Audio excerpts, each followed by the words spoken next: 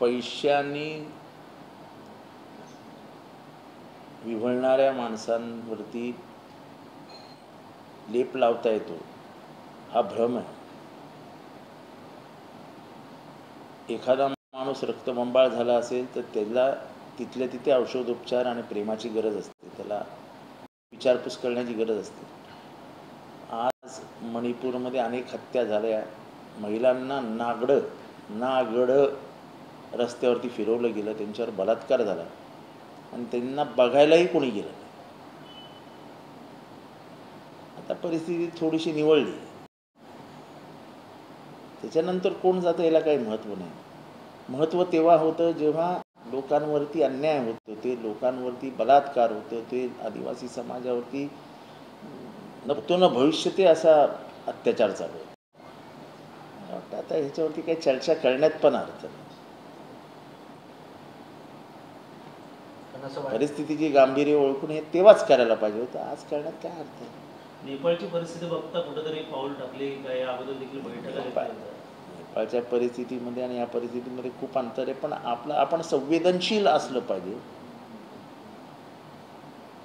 आजपर्यंतचा भारताचा इतिहास असा आहे की जिथे जिथे दुर्घटना घडली आणि मोठी तर पंतप्रधान 24 तासाच्या आत तिथे पोचतात, हा भारताचा इतिहास आहे. म्हणजे अगदी अटल बिहारी वाजपेयी अगदी BJPचे पंतप्रधान होते. पण हा मानवी दृष्टिकोन, माणुसकीचा दृष्टिकोन, मानवतावादी दृष्टिकोन असलाच पाहिजे. आपल्या आया बहिणींवरती बलात्कार होत होता, उघड्या रस्त्यावरती त्यांच्यावर बलात्कार होत होते, तेव्हा जर आपण पुढे येऊन त्यांचं सांत्वन केलं नाही कशालाच अर्थ नाही. नेपाळमध्ये परिस्थिती जी बिकट आहे, नोकऱ्या नाही काय नाही, मात्र आता दुसरीकडे आपल्याला तास काम करावं लागणार आहे. भारतामध्ये असं आहे की मी पहिल्यांदा बोललेलो आहे की कामगारांचे शोषण हे जगामध्ये भांडवलदारांची दादागिरी वाढली आहे हे निर्देशित करत असतं आणि भारतदारांच्या हातातलं खेळणं होऊ लागलं आहे. हे आता काही वेगळं सांगायला, ज्याप्रमाणे मुंबईत, महाराष्ट्रात, देशभरात हे 2-3 कुटुंब जे पूर्ण दौलत, पूर्ण जमिनी, पूर्ण पूर्ण पूर्ण मालकी हक्क घ्यायला लागलेले आहेत, त्याच्यावरनं काही वर्षांनी भारत हा काही कुटुंबांचा देश असेल. भारत हा स्वतंत्र भारत असेल नावापुरता, काही कुटुंब त्याचे मालक असतील. डॉक्टर बाबासाहेब आंबेडकरांनी याचसाठी म्हणजे 12 तास कामगारांची पिळवणूक होते म्हणून 12 तासावरून 8 तास आणलं होतं. इंग्रज जे कामगारांची पिळवणूक करत होते आणि त्याच्यातनं जे कामगारांचं शोषण होत होतं, तो जगातला पहिला माणूस होता डॉक्टर बाबासाहेब आंबेडकर, ज्यांनी कामगारांचे तासही ठरवले आणि कामगारांची सुट्टीही ठरवली. मला माहीत नाही किती जणांना माहिती आहे, पण रविवारची सुट्टी ही भारतातल्या कामगारांना जर कोणी दिली असेल तर ती डॉक्टर भीमराव बाबासाहेब आंबेडकरांनी दिली. या भीमाची देण आहे. 8 तास काम ही भीमाची देण आहे. आता ठीक आहे, भीमरावच तुम्हाला नको आहेत तर त्यांचे तास कशाला तुम्हाला हवे? यावरून असं स्पष्ट होतं का संविधान देखील नको? नाही, संविधान नाही, काही त्याच्यात असं आहे की बाबासाहेबांनी काय असं मनातलं आणि केलं नाही. माणसाची शारीरिक क्षमता, तिथे एनर्जी लेवल, हे सगळ्याचा विचार केला पाहिजे ना. ते शारीरिक स्वास्थ्याचा विचार केलाच पाहिजे. आज नाईट शिफ्टला जाणारे कामगार किंवा हे कॉल सेंटरमध्ये काम करणाऱ्या पोरपोरी ह्यांना त्यांच्या मागे लागलेली व्याधींचा विचार केला कळतं. आज निर्बंधित ठेवणं किती महत्त्वाचं आहे. सर, नाशिकमध्ये महाविकास आघाडीचा मोर्चा असणार आहे. कशा प्रकारे या मोर्चाला त्यांची उपस्थिती? बघा, देशभरामध्ये उद्रेक दिसतोय. काल घोडबंदर रोडला अचानक सोसायटीतली लोक बाहेर पडून आंदोलन झालं. लोक जास्त वेळ अन्याय सहन करत नाही. आज ठाण्यामध्ये पाणी नाही आहे, आज ठाण्यामध्ये जागा नाही आहे, आज ठाण्यामध्ये नाही आहेत. आमची सत्ता आहे, आमची सत्ता आहे, आमची सत्ता. आम्ही मेट्रो आणतो आहोत, आम्ही मोनो आणतो आहोत, आम्ही एरोप्लेन आणतो आहोत. अहो, किती जमिनीवर काय ते बघा ना. घोडबंदर रस्त्याची चाळण झाली आहे, भिवंडी रस्त्याची चाळण झाली आहे, ठाण्यातल्या अर्ध्या रस्त्यांची चाळण झाली आहे. तुमच्या या मोनो मेट्रोच्या लाडा कुठे झालेत? गाड्यांची संख्या कमी झाली आहे का? नाही. वाढत्या लोकसंख्येसाठी रस्त्यांची सोयीसुविधा वाढली आहे का? नाही. पण दूर कशाला जा, आपल्याकडेच बघा, ठाण्यातच बघा. आणि मग त्या ह्याच्यातही तुम्ही प्रभाग रचना तुमच्या सोयीप्रमाणे करून घेणार आणि प्रशासनाची मदत घेणार आणि आपली नगरसेवक संख्या वाढावी म्हणून इथला प्रभाग तिथे जोडा, तिथला प्रभाग इथे जोडा. विकासासाठी असतो ना. प्रभाग रचना ही सर्वसामान्यांसाठी असते. नगरसेवक ठरलेल्या नगरसेवकांसाठी प्रभाग रचना केली जात नाही. या वयातच आता पवारसाहेब स्वतः नाशिकमध्ये जनआंदोलनामध्ये उतरणार. पवारसाहेबांचं वय काढू नका हो. पवारसाहेब खूप तरुण आहेत अजून. सर, बिहारच्या इलेक्शनमध्ये काँग्रेसकडून एक मोदींच्या आईचा AI व्हिडिओ ट्विट करण्यात आला. यानंतर भाजप आक्रमक भूमिकेत आहे. त्यातून सर असं म्हणतात की येणाऱ्या काळात राहुल गांधी कपडे काढून फिरतील. जेव्हा तुम्ही त्याच्या आईला जर्सी गाय, काँग्रेसची विधवा, शशी थरूरच्या 50 करोड की गर्लफ्रेंड, हे सगळे बोलल्यानंतर तुम्हाला काय अधिकार उरतो? जगा सांगे तत्वज्ञान आणि स्वतः मात्र कोरडे पाषाण. आपण जेव्हा असं करतो की लक्षात ठेवायचं, ही 3 बोटं आपल्याकडे येत असतात. ह्या प्रकारचं कोणीच काही करू नये.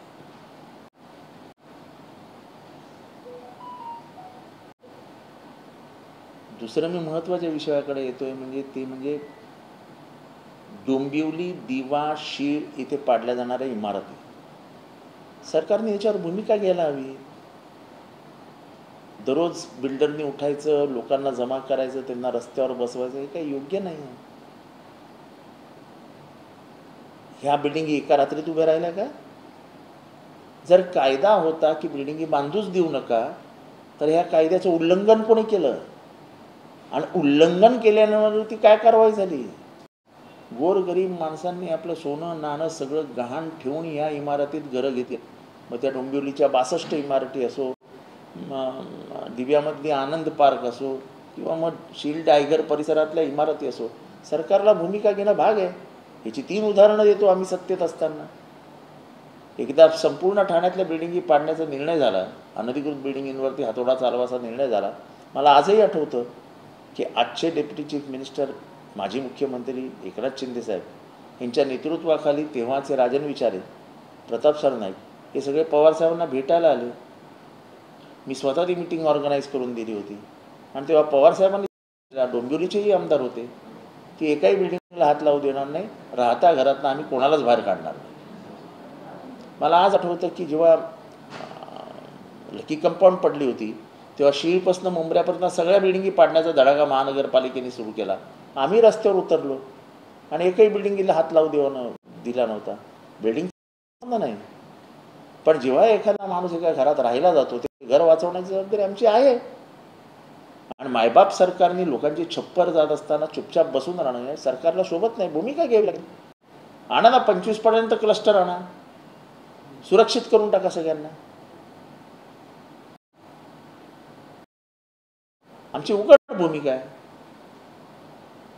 मुख्यमंत्री एकनाथ शिंदे दयाळू आहेत असं देखील तुम्ही म्हणतात. मी सांगतो ते दयाळू आहेत, मायाळू आहेत. तोडगा निघेल त्यावेळेस त्यांनी तोडगा काढायला पाहिजे ना.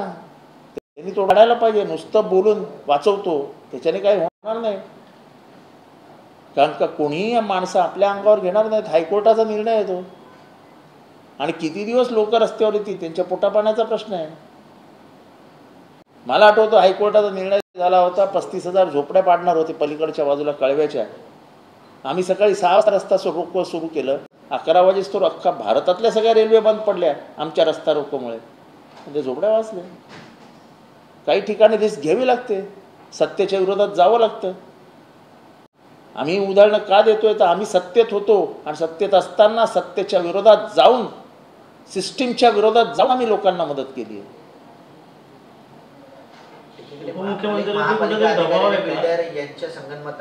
हे बघा, कोणाचं संगनमत होते मला माहित नाही, पण कायदा होता ना, अनधिकृत बिल्डिंगी बांधायच्या नाहीत आणि जो बांधेल त्याच्यावरती कारवाई करा. मग या बिल्डिंगी उभ्या राहिल्या कशा?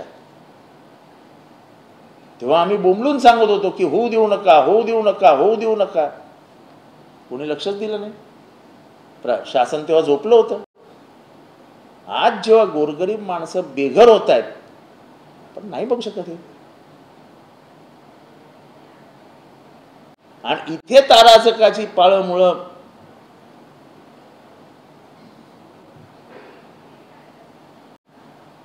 पवार साहेबांनी त्यावेळी शब्द पाळला, मात्र यंदा ते शब्द पाळतील का? गोरगरिबांची घरं वाचतील का? अरे पवार साहेबांकडे एकनाथ शिंदे साहेब आले होते. एकनाथ शिंदे साहेबांना आठवण करून देऊ इच्छितो.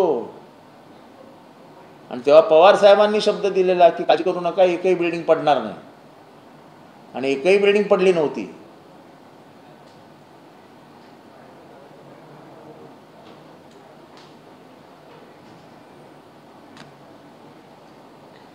सध्या मुख्यमंत्री समृद्ध पंचायत यात्रा अभियान सुरू आहे. यामध्ये कर्जतचे जे आमदार आहेत महेंद्र थोरवे यांना आमंत्रित केलं होतं, परंतु त्यांचा पुतण्यांनी जाऊन तिथे शासनाला मार्गदर्शन केलं आहे. यामुळे अजितदादांची जी राष्ट्रवादी आहे, शिंदेची शिवसेना, त्यांच्यामध्ये धुसफूस पुन्हा पाहायला मिळते.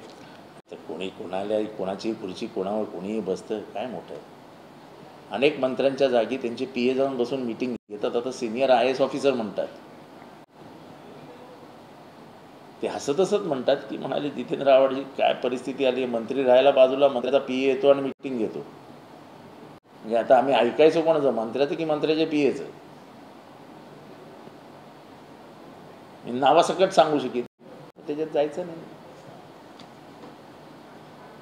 सर, हैदराबाद गॅझेटनंतर आता सातारा गॅझेटसाठी देखील हालचाली सुरू हे बघा, आहेत. OBC समाजाचं आरक्षण कमी करून जर तुम्ही आरक्षण देणार असाल तर तुम्ही नवीन वादाला तोंड फोडता आहात. मराठा समाजाला आरक्षण मिळालं पाहिजे, याला कुणाचाच विरोध नाही आहे. पण मग तुम्ही OBC समाजाला अस्वस्थ करणार असाल तर या भारतातला एक मोठा घटक अस्वस्थ होतोय. तो अस्वस्थ होणं ही चांगली गोष्ट नाही. यातून एक आत्महत्या पण झालेली OBC समाजाच्या. बंजारा समाजाची देखील मागणी आता हैदराबाद गॅझेटियरमध्ये VJNT म्हणजे धनगर, वंजारी, बंजारा या सगळ्यांना तुम्ही ST मध्ये घ्या असं हैदराबाद गॅझेटियर म्हटलेलं आहे. मग द्या आता.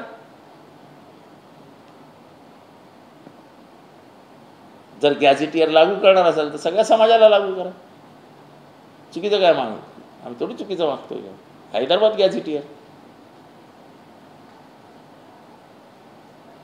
आपल्या अंगावर न घेता उगाच समाजामध्ये आग लावणं बरोबर नाही आहे. लोकसभेमध्ये जा ना, 15% आरक्षण वाढवून घ्या. मराठा समाजाला आरक्षण मिळालं पाहिजे आणि चांगलं कायदेशीर किंवा बंधनकारक मिळालं पाहिजे.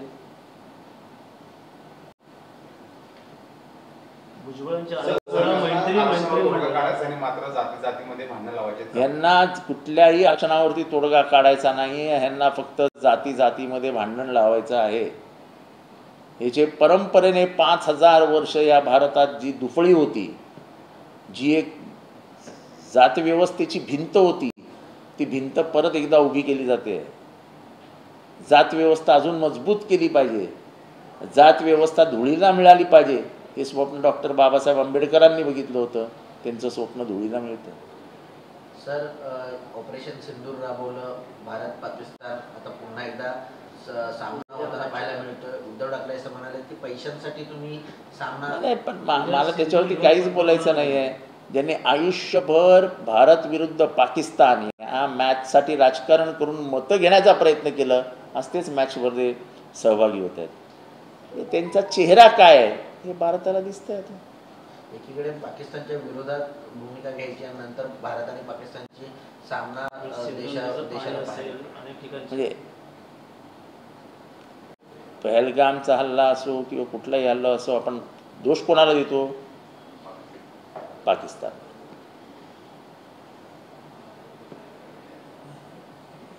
हे माझे सूचक बोलणं आहे, लोकांना समजतच. उद्धव ठाकरे यांचं आंदोलन असणार आहे, सिंदूर पाठवणार आहे सिंदूर पाठवणार आहे, जे पहलगाममध्ये अनेकांच्या प्रत्येकाचे आंदोलन करण्याची एक स्टाईल असते. ही उद्धव ठाकरेंची स्टाईल आहे, त्याच्यावर मी काय कॉमेंट करायची. ओके सर, हिंदी में जानना चाहेंगे? हिंदी में सर, हिंदी में जानना चाहेंगे? कैसे ऐसे माहौल चल रहा है कि बुरखा वर्सेस बुलडोजर असं इस तरह ऐसा कुछ नहीं है। बुरखा और डोंबिवली में बिल्डिंगें गिराई जा रही है। आज वहाँ 62 बिल्डिंग है जिसके ऊपर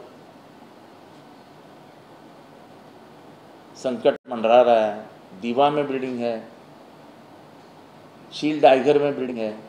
कुछ बिल्डिंगें बचाई जा रही है और कुछ बिल्डिंगें तोड़ी जा रही है। ये गलत है। बचाना है तो सबको बचाओ। और सरकार ने भूमिका लेनी चाहिए ना। सरकार छुप के नहीं बैठ सकती है। हमारे ज़माने में लकी कंपाउंड नाम की बिल्डिंग गिरी थी। शील से लेके पूरे मुंब्रा तक सभी बिल्डिंग गिराने का महानगर पालिका ने फैसला कर लिया था। हम उसके सामने जाके बुलडोजर के सामने खड़े रह के आंदोलन करके हमने वो रुकवा डाला। हमने हमारे सत्ता के खिलाफ आवाज़ उठाया। एक बार तो ऐसा हुआ जब महानगर पालिका के सभी अनधिकृत बिल्डिंगों के ऊपर हथौड़ा चला, वैसा एक आदेश निकला, कुछ बिल्डिंगें गिराई गई। मैं याद दिलाना चाहता हूँ कि उस वक्त पवार साहब थाना में आए थे तो माजी मुख्यमंत्री और आज के उप मुख्यमंत्री एकनाथ शिंदे साहब के नेतृत्व में प्रताप सरनाईक, राजन विचारे तब उनके साथ थे।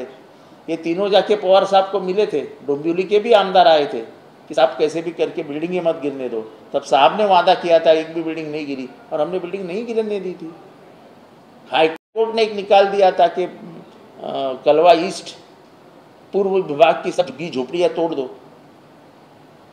उस निर्णय के खिलाफ हमने 6 बजे जन आंदोलन शुरू किया, रेल रोको शुरू किया, 11 बजे तक किया और आखिर में सरकार को पीछे जाना पड़ा। सरकार को भी इंसानियत दिखानी पड़ेगी। सरकार को भी भूमिका लेनी पड़ेगी। सरकार भाग नहीं सकती है। सत्ता में वो बैठे हैं। सत्ता में जब हम बैठे थे तब हमने कलवा मुंब्रा कहीं पे भी, बागले स्टेट कहीं पे भी कार्रवाई किसी को भी नहीं करने दी थी। सत्ता लोगों के आंसू पोंछने के लिए रहते हैं। लोग रोते हुए बैठे हैं और हम घर में बैठ के उनको हाँ ठीक है देख लेते। ऐसा नहीं चलेगा। बाहर आके बोलना पड़ेगा कि बिल्डिंगें गिरने नहीं देंगे।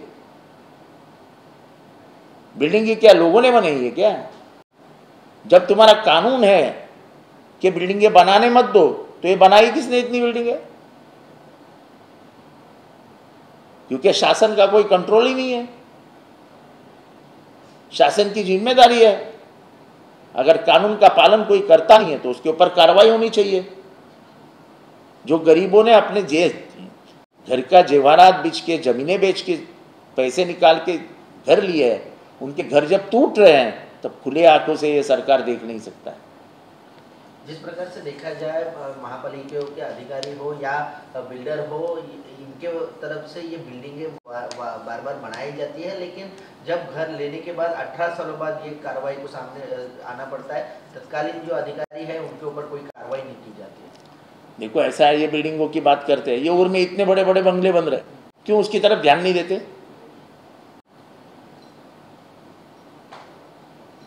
क्या ये उर के स्पेशल जोन है क्या?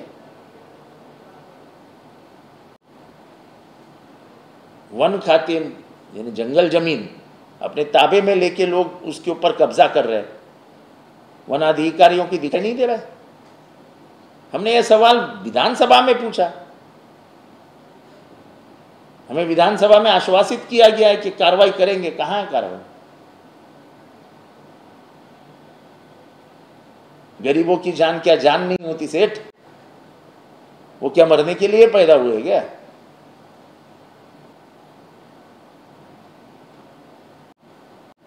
जाके देखिए, खुलेआम दिख रहा है। ये उर में बड़ा बड़ा बंगला एक एक जन बना रहा है।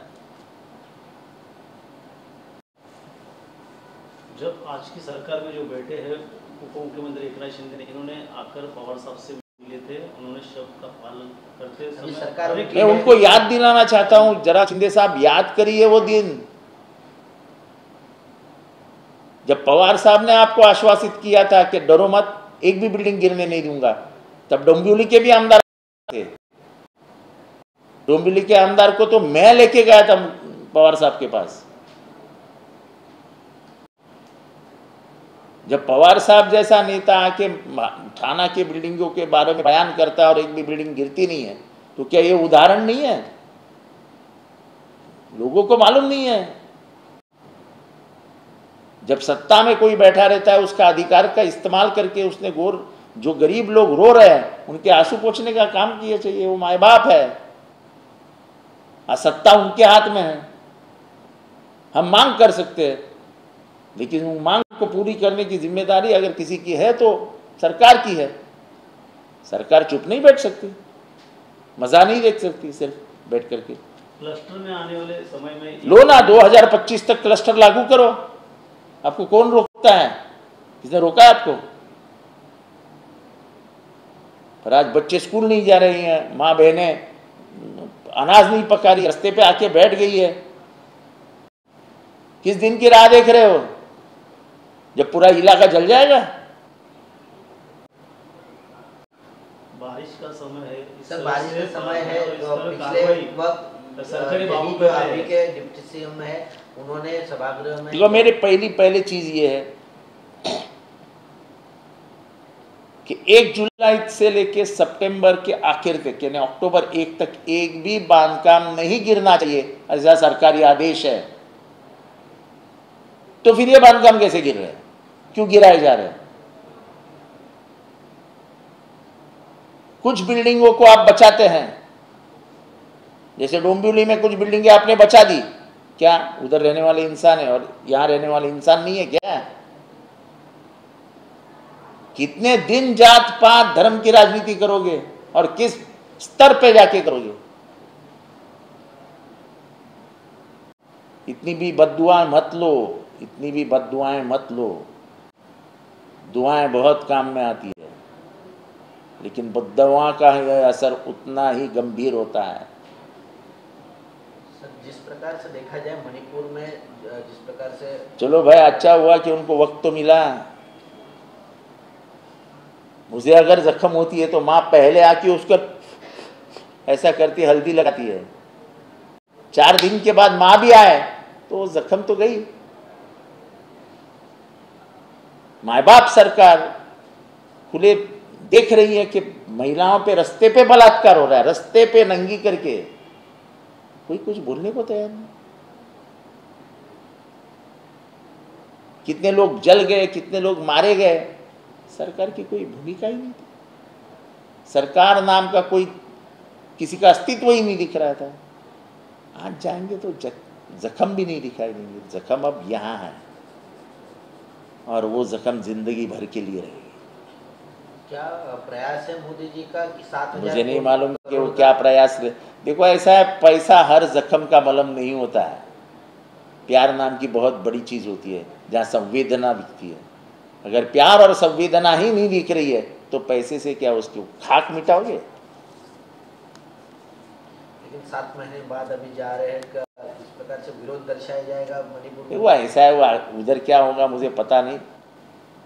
जो है वो है, अभी जा रहे लेकिन हम उनको 70,000 करोड़ रुपए देंगे, 80,000 करोड़ रुपया देंगे, 5,000 करोड़ रुपया देंगे। पैसे से कोई जख्म के ऊपर मलहम नहीं लगाया जा सकता। एक बार राहुल गांधी भी कह रहे थे कि नफरत के बाजार में मोहब्बत के बाजार में मोहब्बत की दुकान खोली है हमने। हाँ, हम नफरत के बाजार में मोहब्बत की दुकान खोल के ही चलते हैं। अगर दुनिया में सबसे कोई बात टिकने वाली है, जिस बात का अस्तित्व कभी भी खत्म नहीं होगा, वो है प्यार और मोहब्बत। नफरत तुम कितना भी कोशिश करो, कुछ दिन के लिए चलेगा, आखिर प्यार ही जीतेगा। तो सिंधु भेजने वाले कल ठाकरे ने आज प्रेस कॉन्फ्रेंस उसके की इंडिया पाकिस्तान की मैच के बारे में। एक तरफ से इंडिया देखो, आज तक इंडिया पाकिस्तान के ऊपर ही राजनीति करने वाली यह पार्टियां अब क्रिकेट के पीछे लग गई है। Cricket Khelo, cricket Khelo, cricket Khelo. अच्छी बात है। उनका दोगला चेहरा आज देश के सामने आ रहा है, दुनिया के सामने आ रहा है। क्या हम पहलगाम भूल गए? क्या हम पहलगाम भूल गए क्या? उसी को नाम दिया था ऑपरेशन सिंदूर। तो हमारे वो बहनों का सिंदूर का वो क्रिकेट मैच वापस लेके आएगी क्या? एक तरफ पाकिस्तान के खिलाफ बोलना और उसी पाकिस्तान के प्लेयर के साथ अपने प्लेयर्स को खिलवाना, ये किस प्रकार की राजनीति है? ऐसे भी सवाल जो है वो विपक्ष के द्वारा पूछे जा रहे हैं। एक गाना था ना, सबसे बड़ा रुपया। भाई बढ़ाना हम्म? भाई बढ़ाना भैया भाई बड़ा ना भैया, भाई सबसे बड़ा रुपया। भाई बड़ा ना भैया, सबसे बड़ा रुपया।